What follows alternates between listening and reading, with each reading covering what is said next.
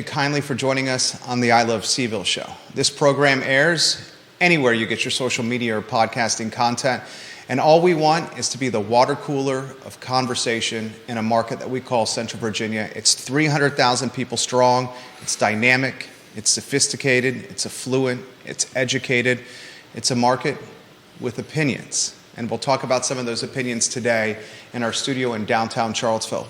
I like to start the show the same way every single day. We're 2 miles from the University of Virginia and a hop, skip, and a jump from the Charlottesville Police Department, a department that's led by Chief Michael Kochis, a man that has had more positive an impact in this community than anyone I can think of in the last 14 months.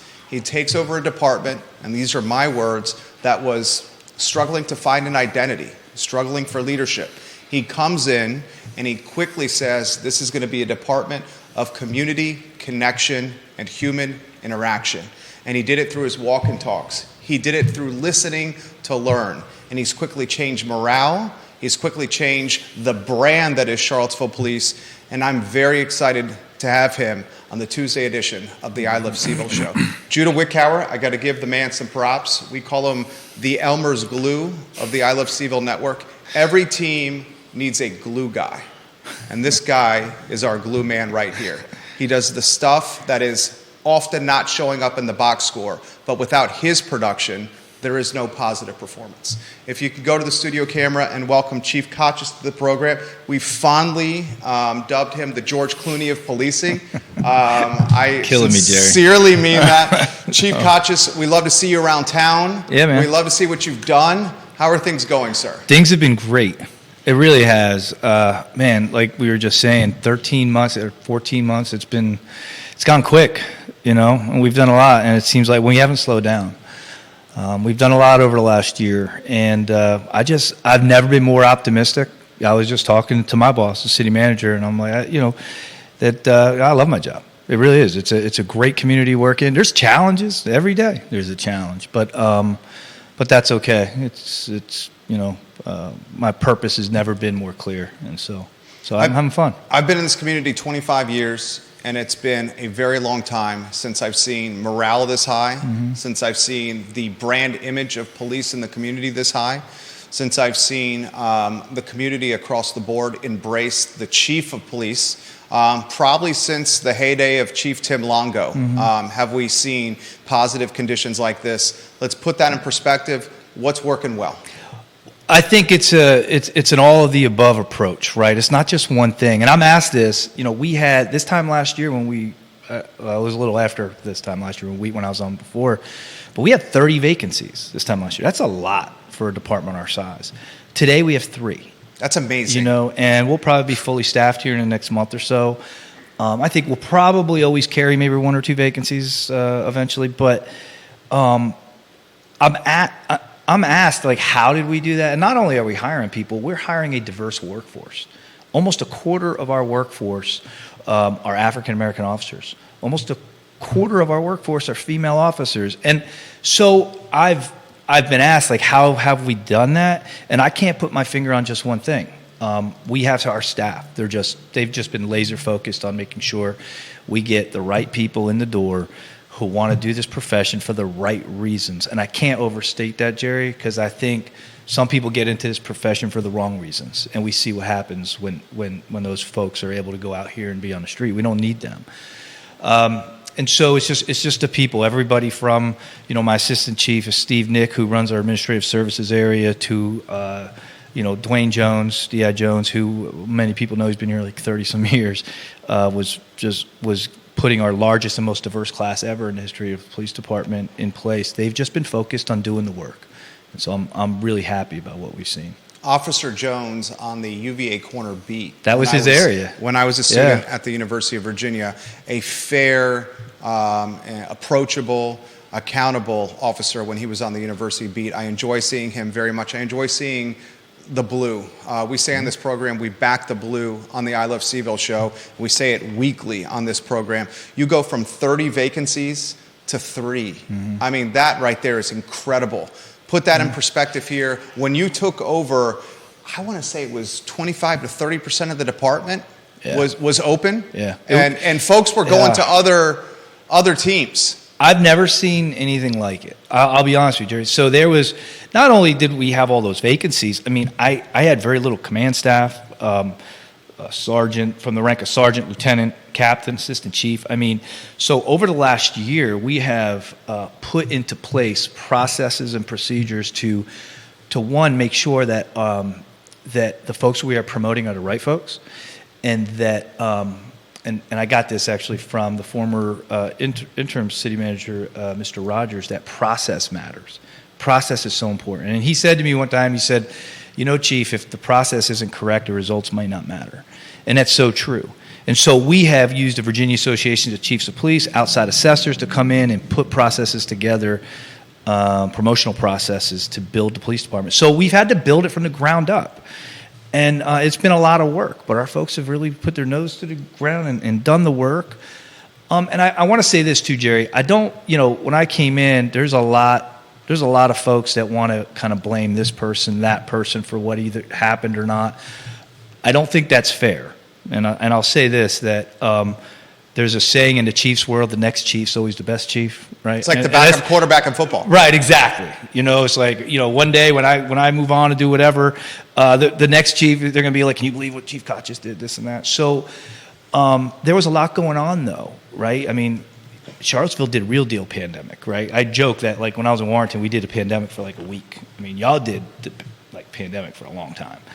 And so so there was a lot of instability. There was a lot of that going on. And so it was the right time and to make these things happen. Stephanie Wells Rhodes, watching the family of the Interstate Service Company family. They've been here generations in this community.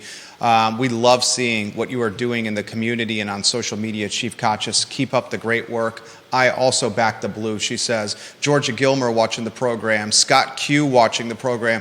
Buku business owners watching the program that are giving you props. Viewers and listeners, you can give props to the police chief. You can ask him a question on this program with, I mean, you got thousands here. I'll throw this to you. What do you want to see? Because I you know, feel like, you know, getting to know you over some of these interviews, watching you from afar, admiring you from afar, I would imagine that you are of the mindset that you want to keep improving every day. Yeah. With your department, what do you want to continue to improve upon? Well, again, I just said, you know, making sure we're hiring the right people that understand their purpose, and it's clear that I understand what my purpose is. What does this community expect of its police chief and its police department? And we're learning that every day. You know, you mentioned the community walks we started doing when I first got here. That was really just to kind of learn the community. And as we started doing that, what stuck out to me was like this want and this need to tell us things, to communicate and engage with us in their space. And what do I mean in their space? Not just at community meetings, not just at, you know, things at the police department or at city council, but in their front yard, in their living room, on their sidewalk. And so those organic conversations that I continue to talk about, we continue to do. I mean, we have done a community walk every week since I've been here, and we will continue to do them every week. This week we're doing it on Nassau Street. And so, again, the last one we did was up on Langford and Ridge Street. They had just had a shooting. We get up there and there's like 15, 20 residents standing on a corner. They're ready to give it to me, and they should. They're like, hey, Chief, what's going on? My kids were out on their riding their bicycles when they had the shootout on my street. They have every right to look me in the face and tell me what their concerns are. And so that's what these community walks have done. And so to continue to do that, to hear from residents that ultimately help form our priorities within the police department. Those conversations, those true organic conversations and relationships have not only formed our strategic priorities, our strategic plan that we've put out, and will continue to do so. So looking forward, more of that. We're going to continue to do that, find ways to involve the community in what we do at the police department, because ultimately that's what we're here to do. I was in person at the Q&A, the in-person, I mean, air quotes, maybe a fireside chat at the church next to Dairy Market. That was wild. It was wild. There were a lot of people there. It was packed to the gills. Yeah. Probably occupied ahead of code. Oh, absolutely. It was not a big enough space. And this man was in front, and I want to give him some props here. It was every opinion across the spectrum, and you listen to learn.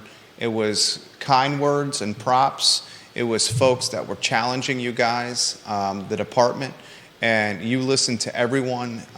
You took into the consideration everything that everyone had to say. And at that moment, I sincerely mean this, at that moment I was like, this guy, without question, was the right man for the job. Well, Jerry, you know, it's interesting. I talk about that meeting a lot because I remember, I live right around the corner from that. I know you do. And so I remember walking home after that night. My wife called me because she watched it. She's like, oh my God, I can't, you know, and I was like, I felt so good about the place we're in because if you remember leading up to that, we had 3 homicides. We were averaging a shooting a day. And what I got out of that is that the community, like, they were pissed. But they weren't necessarily pissed at me or the police department. They were just pissed, like, we're better than this as a community. And it was like, we got to do something. And while I can't quantify it, I can't put my finger on one specific thing, you know, but we finished the year down, Part 1 crime. We finished the year down on our shots fired calls. And to say that, like, as a police chief, of course, I want to say, yes, rah, police department, we did this. Yeah. But the reality of it is that the community did this. They did this with the police department. They were involved, whether it be the Uhuru Foundation, whether it be City of Promise, all these great nonprofits within the city that are trying to do the good work that go towards the root causes of crimes, what we're seeing. And so, yeah, that was a turning for me. I think that was a turning point. It really was. It was like, man, okay, we got something good here in Charlottesville. Absolutely. So. And you saw that, guys, by the hundreds. Neil Williamson, we'll get to your comments here, the president of the Free Enterprise Forum, in a matter of moments about Flock. Media is watching about Flock. We will get to it, we promise. About City Council. I've seen the dynamic with the police department and City Council with you as chief and City Council improve dramatically. Yeah. And we saw it again last night. Put the 3-2 vote in perspective with approving the license plate readers, and put in perspective. In fact, a microcosm of this might be the 2 no's. Yeah. With Payne and Oshrin and how they very voiced. Thoughtful. There you go. Very thoughtful. I mean, and so you got to go back and look in, like, I think it was like August or September when I initially presented this. And council was like, hey, chief, yeah, this is fine, but you need to go out and talk to the community about this. And they were right.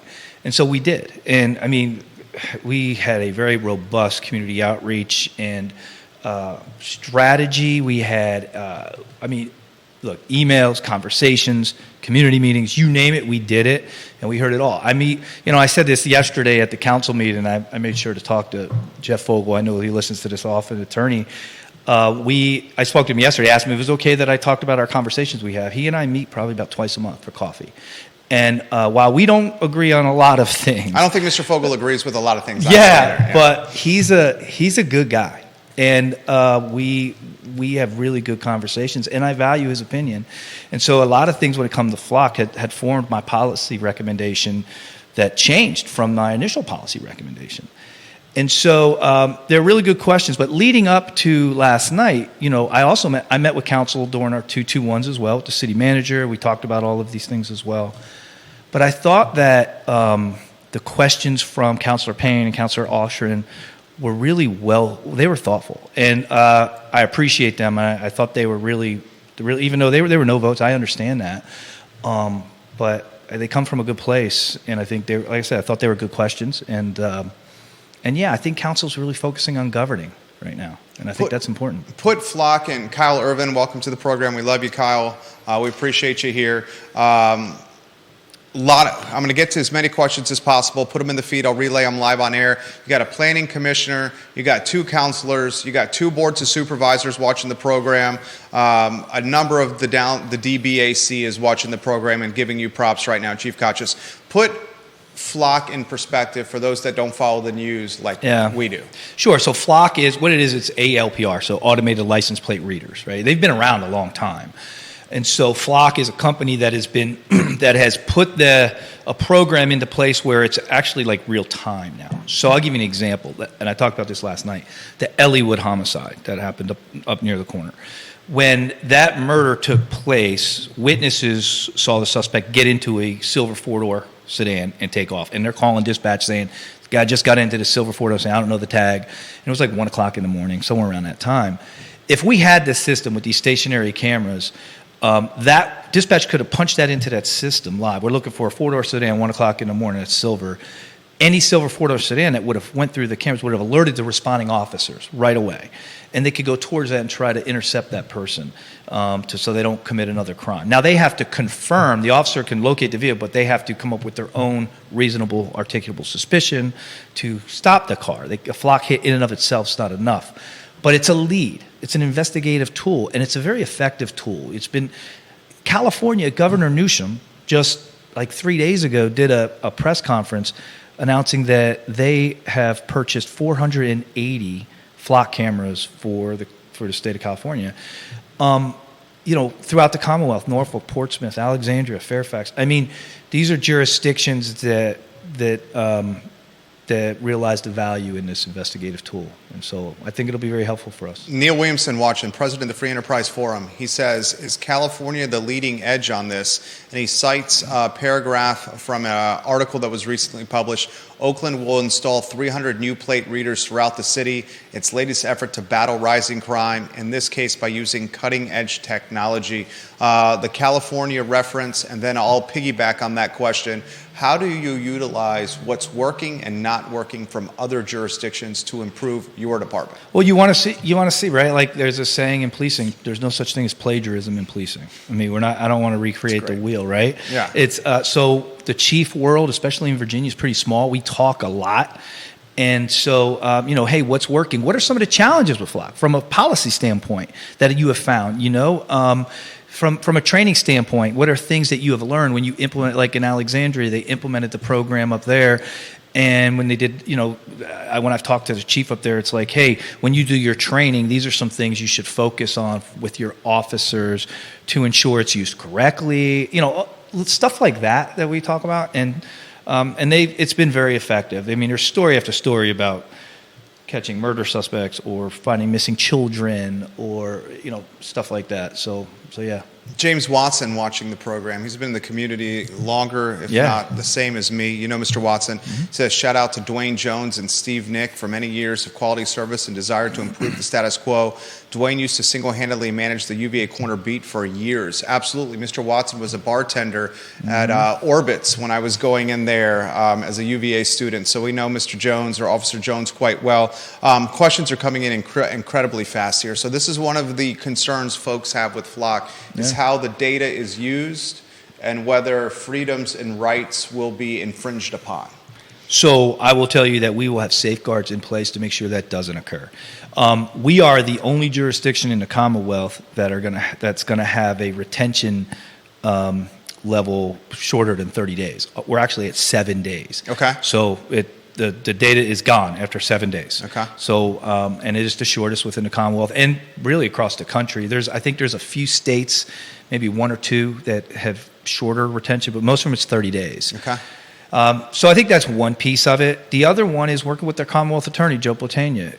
And people have to realize that if it is misused by an officer, if an officer goes in and uses the data or queries data for anything other than a legitimate law enforcement purpose, and what is that? You're investigating a specific crime, and they have to put in there why they're accessing the data.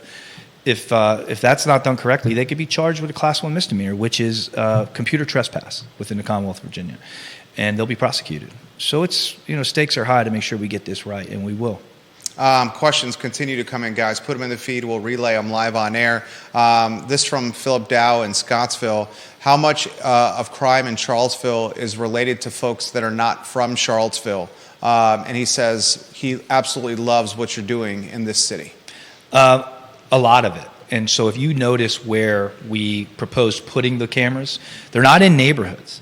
They're mostly in thoroughfares coming in and out of the city. And it's because, to that point, a lot of the folks who are committing these crimes within the city don't live here, And so I think it's important to understand that. I was asking, why not put the cameras in the neighborhoods? Why not put cameras on Hardy Drive? Well, first of all, I don't need cameras in the neighborhoods because there's cameras in all the neighborhoods. I mean, CRHA property has a camera on every building. And so there's very few neighborhoods that you're going to walk through in the city and you're not going to be on video. And this isn't video. This is a still picture of a license plate. So yeah, and that's kind of formed our of where we're going to put the cameras, basically, where are the most thoroughfares in and out of the city. Questions are coming in. This one's a very good one from Jonathan, who's watching the program.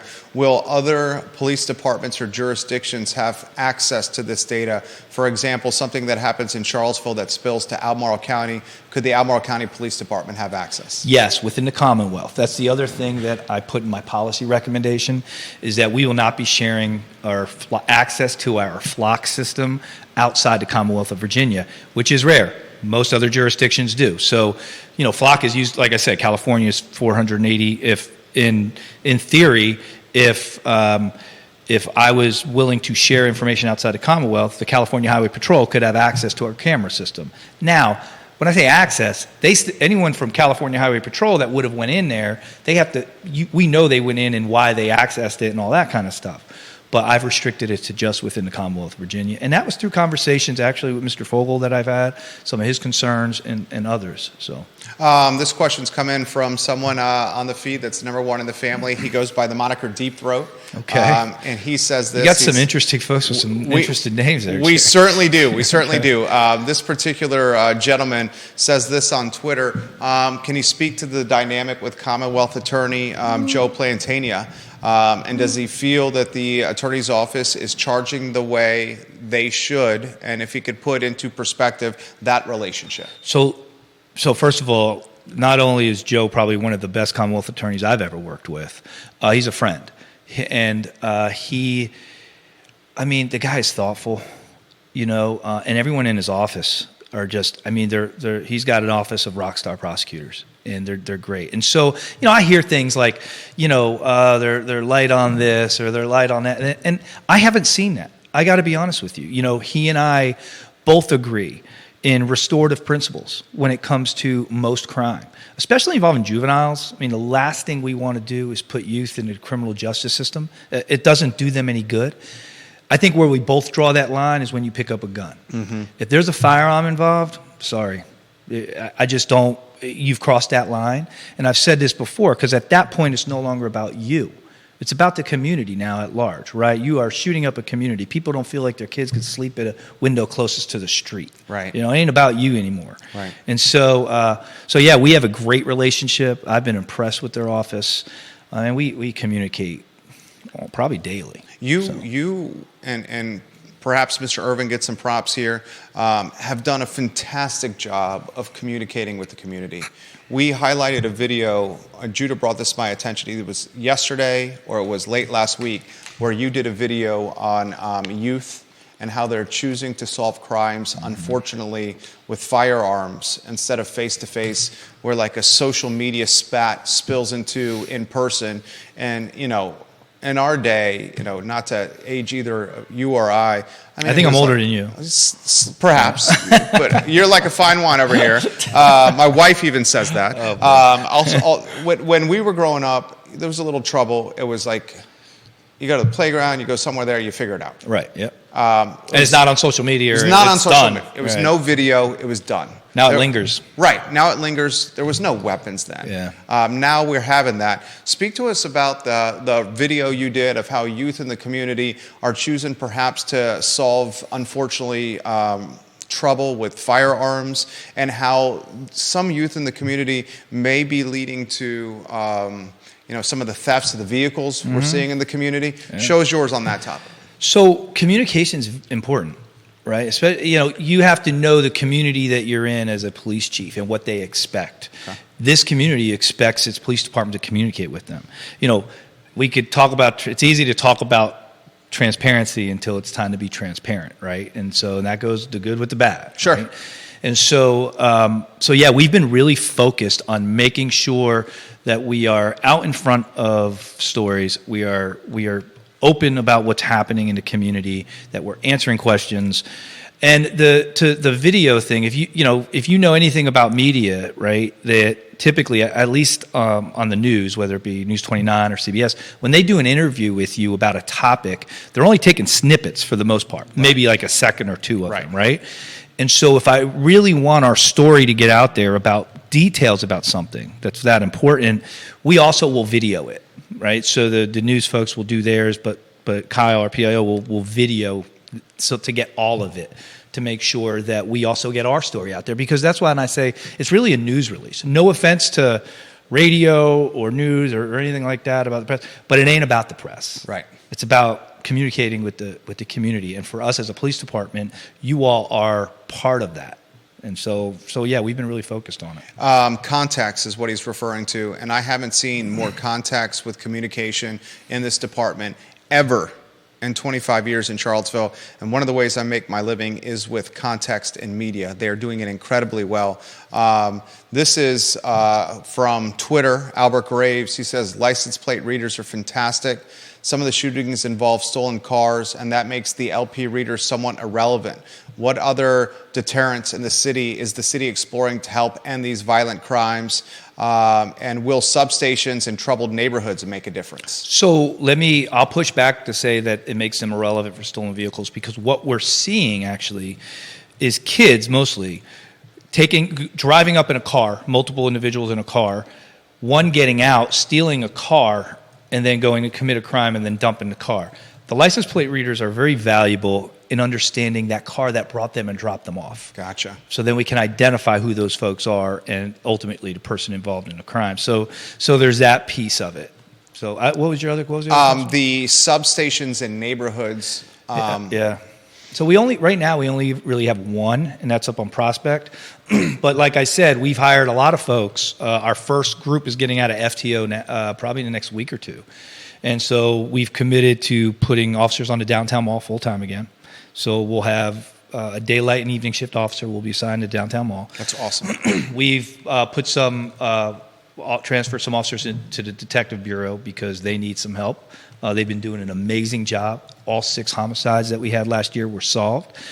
Convictions are coming in one after another, and it's because of the hard work that these men and women within the police department are doing. I mean, they're busting their butts, really just to bring justice to families they've never met. And I'm in awe of their work each and every day. I mean, so they need help. So we're moving folks around to where they need to be. The only substation we really have is up on Prospect now, and I'm not sure I would really call it a substation, but we may get to that. We had them in Alexandria. I'm not sure how effective they were, though. Questions are coming in quickly, guys. If you put them in the feed, I'll relay them live on air. I'll get one from yours truly here. How have you, give us kind of like the X's and O's, improve the dynamic and the relationship with council? Yeah, so I've worked for several councils. Okay. You know, when I was in Alexandria, I worked with the council very closely. Even though I was a commander, I was a union president there for many years. Worked with council before collective bargaining. So before collective bargaining, the unions would have to work. We had meet and confer, so you were involved. So I had a good relationship with council there. And then in Warrenton, we had 8 council members. Right? That's a lot. We had 5 wards, 2 at large, and a mayor that didn't have a vote. And it was a pretty purple council, so they were kind of all over the place politically. And so that was a real challenge. This council's probably been the easiest I've ever had to work with. Oh, wow. They're professionals, all of them. They are thoughtful in their questions. I think they really are focusing on governing. You know, and they're not afraid to ask the tough questions either. So, yeah, and I think it's also a testament to the city manager. I mean, he's also really focused on doing things right, you know, processes. And so, yeah, I tell people all the time, they look at me funny, like, Charlottesville? It's like, yeah, it's probably the easiest council I've ever had to work with, because it's just, they're focusing on trying to do things right. Mr. Sam Sanders. Yeah. Talk about the city manager, Mr. Sanders. Short period on the job. My words here, overcame some challenges early in the tenure with Market Street Park. Yep. He seems to have found a groove as city manager here. Your boss, Mr. Sanders here. Talk to us about that dynamic. He's a leader. And go back to the Market Street Park stuff. And I've said this before that he didn't operate in a bubble with that. Obviously, he's the leader. He took, it was the he took a he's lot out of heat. front. He was out front on Yeah, it, right? yeah. But the reality of it it's like he didn't make decisions just on his own, right? He consulted me. He talked to me. He's really thoughtful. And so, but at the end of the day, I mean, he's a leader, and that's what leaders do. They have to make tough decisions, and sometimes decisions are not always popular. And sometimes the community isn't, there's going to be folks who are going to be very loud about things and whatnot, and that's what leaders do. And so I see it time and time and again with him, and he's easy to work for. I was very one of those in the camp that was very loud about Market Street Park. And you weren't the only one. Right. I mean, that's true. I caught a lot of heat from the portion of the community that likes to give heat to perhaps your department. I was incredibly impressed with how you helped diffuse Market Street Park at the end, where you were going by tent to tent, and you were communicating with those that were living in tents in the park, saying, look, this is the deadline. How can my guys and gals help you get out of here? And in the end, I thought a situation that could have been potentially friction-based was handled incredibly. I mean, there was no friction at all. The alternative wasn't good. Right. I mean, so we knew that, we knew the stakes were pretty high to make sure we got it right. I will tell you that we were prepared for worst case scenario, because I think I'd be stupid to come into this city and not do all of my research and look into what happened in 2017, right? And how things can go bad so quickly for when you're not prepared. And so we were prepared for worst case scenario, but man, did we work hard to make sure we didn't even get to that. And we did. We went up into the park. We started probably about a day or two ahead of time by going up there with pizzas and talking. Right. I'm from Jersey. I love good pizza. And Vita Nova's my spot. I love Vita Nova. I see you at Vita Nova. It's a good place, man. It's a good slice. So we went up there and built relationships with folks. And I will say the unhoused community here in Charlotte, they're good folks, man. They're not here to hurt people or anything like that. They just just like many things, man. It's expensive living in the city. There's a lot going on when you look at the unhoused, whether it be mental illness, education, all those things that are complex when it comes to that whole conversation. But we went up there, and look, they just wanted somewhere to go, right? And so let's try to find a place for them to go, and that's what we did, and it worked out. It worked out really well, and I'm proud of my staff for what they did as well, because they were in here on a Saturday. Let's get this done. It went extremely well. Kevin Higgins watching the program. We got the DBAC watching the program. Mr. Higgins says this: good afternoon, Chief. Let's talk about some good stuff. My bet is why you chose your career is the good stuff. Could he highlight a success story or two that you remember the most from juveniles that turned their lives around, whether guys or gals? Positive stories. I think of one, and I won't say his name, but it was in Alexandria. I remember I was a young officer working in one of the housing projects I was assigned as the community officer. Basically, my job was to go down there every day and just be in that neighborhood and build relationships, talk to folks and stuff like that. And I remember arresting a kid for, I think he was like dealing some weed or something like that. And I remember him in the back of my car while I was bringing him down to booking. And I could just see like this tear come down his eye. And I was like, this kid, he was a good kid. He just, he lived there. He wanted to get out of the neighborhood, couldn't find a way out. And now, like, he's reached out to me on LinkedIn and stuff. Like he's in like an investment. He does investment like banking now. Got out of that situation. Is just really, really successful. And he goes, that was a turning point in his life, realizing this ain't me. It's like that reality check when you're walking into a booking. You're like, this ain't me. I want better than that. So we still talk. We chat, and that is a success story. And I tell my officers to take those and put them away, because you're going to need to go back to those sometimes. For fuel. Yeah, man, because sometimes the job sucks, right? And you're going to want to quit, and then so you're going to need to pull out those reminders of why you did it. And so, yeah, that's one for me. You mentioned the rehabilitation or the turning point of a young person that you encountered. Last semester was a tough semester for Charlottesville High School. Oh, it was. Yeah.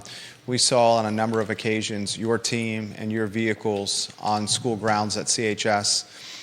Since the last semester, which, it was a unofficial teacher sick out that eventually led to the superintendent having to cancel school around the Thanksgiving holiday. Since that sick out, we've had an interim principal, friend of the program, and Principal Kenny Leatherwood. We've had a permanent principal name. He will start in July. And we seem to have a turning point around Charlottesville High School. I'll start open-ended with the only high school in the city. Last semester versus this semester, what'd you see? So I was just talking to Dr. Gurley the other day. Okay. And I was like, I drive by Lucas McGinnis every day, right, LMA. And I told him, I was like, I just got to tell you, and again, I don't know if it means anything, but when I drive by there, like in the evening, I see the kids out, like it just seems like a good vibe. Okay. Like I don't know, it just seems good. It seems different. I don't know. And I think some of the things that the superintendent has done has really worked. You know, I mean, you had folks in the school who weren't letting other kids, learn. And so he had to find a way to remove them from that environment so folks could learn. But in the same time, not just push them out on the street, because that doesn't do any good anyway. So he did the night school. And I think it's gone a long way. Dr. Gurley and I do talk regularly. We have a very good relationship. And again, we talk about, leaders, right? Like the city manager or Dr. Gurley. I mean, you see leaders during those tough times when y'all are like being loud about it, right? Right. And how do you handle it? And that's the true test. And I think he's passed that test. We on this show, and again, I catch heat for this, are huge proponents of school resource officers. As am I. I will tell you, I think there's value in school resource officers. I was going to throw that to you, what the value is. I have no problem saying it. And then the follow-up to that, I'm a huge proponent of the metal detectors. Okay, I don't know enough about those, to be honest with you. But so here's what I'll say about the school resource officers and in different programs. I wasn't here when they decided to pull them out.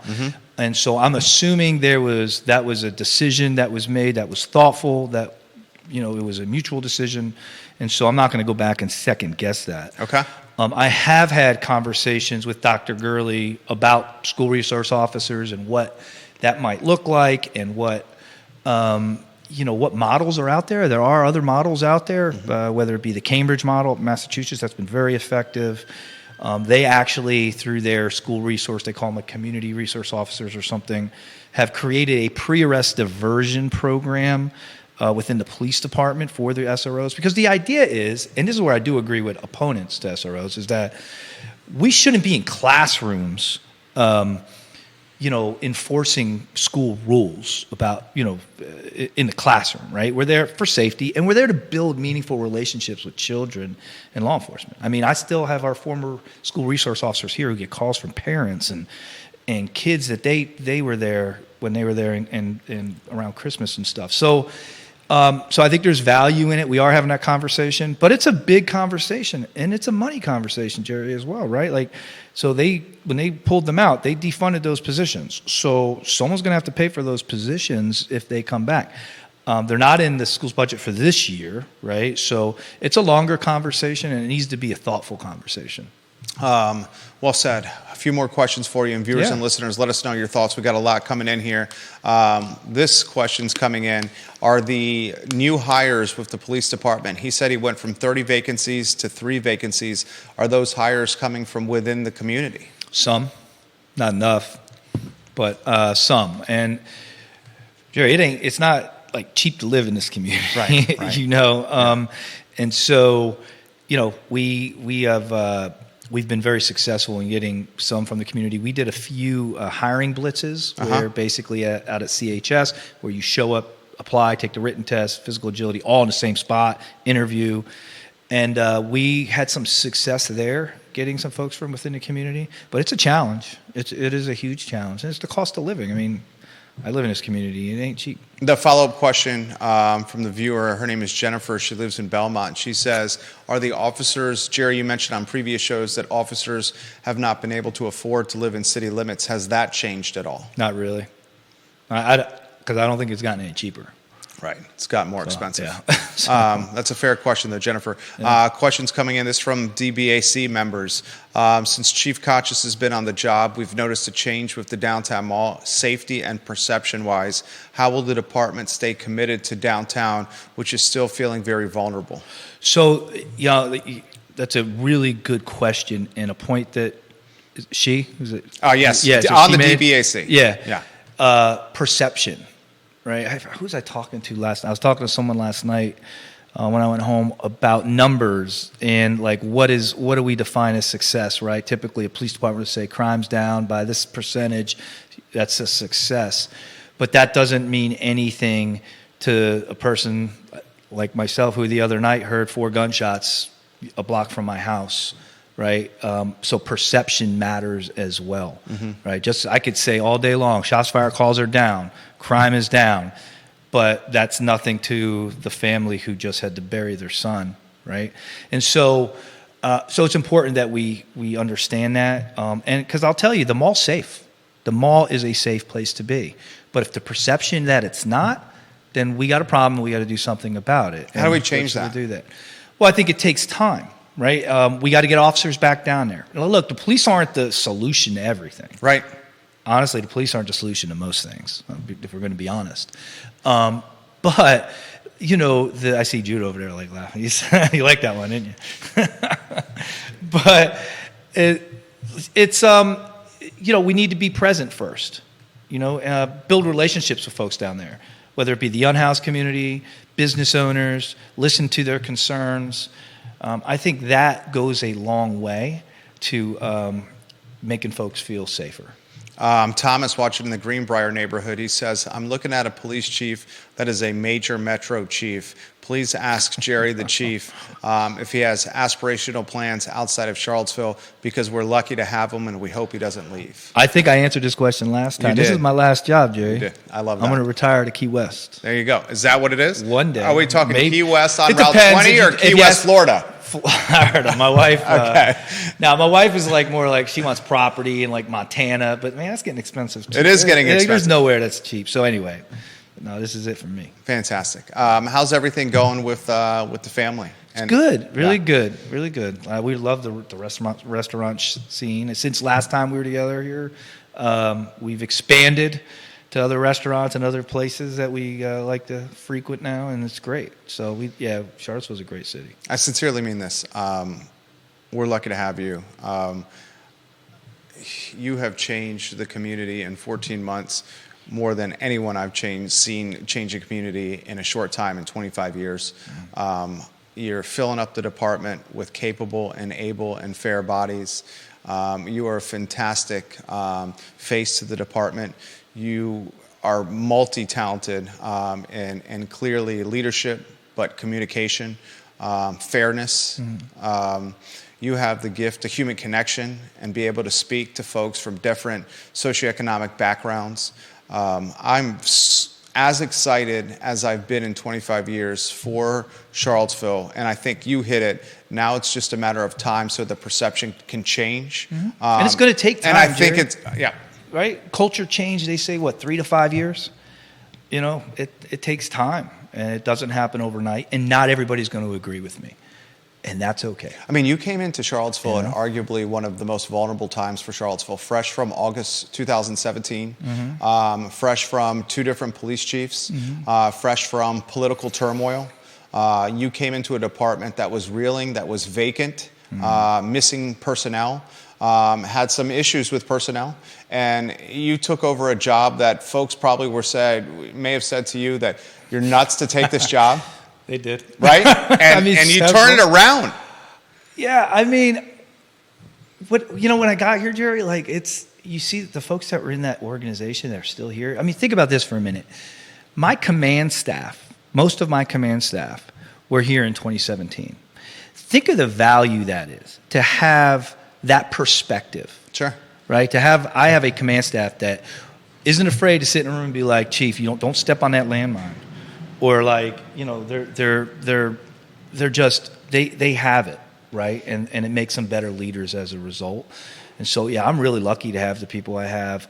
They were always here, and they didn't always get it right. I don't always get it right, but they're good people within that organization. They just wanted, I think wanted to be appreciated. We can't call our cops names and treat them that way. We got to lift them up, and I think when you do that, you're going to get the best of people. I 1,000% agree. That's why we back the blue and we champion the blue in this community. Folks, they are community members just like us, and it's the golden rule. Folks want to be treated how they want to be treated themselves, and if we all live with that mindset, it's going to be a better Charlottesville. Chief Kochis, we are grateful for you. Yeah, thank you, Jerry. I really appreciate it. I sincerely mean that. Yeah, yes. Absolutely. Chief Mike Kochis, guys, at the Charlottesville Police Department. We'll talk the nitty-gritty from this interview on tomorrow's edition of the I Love CVille Show.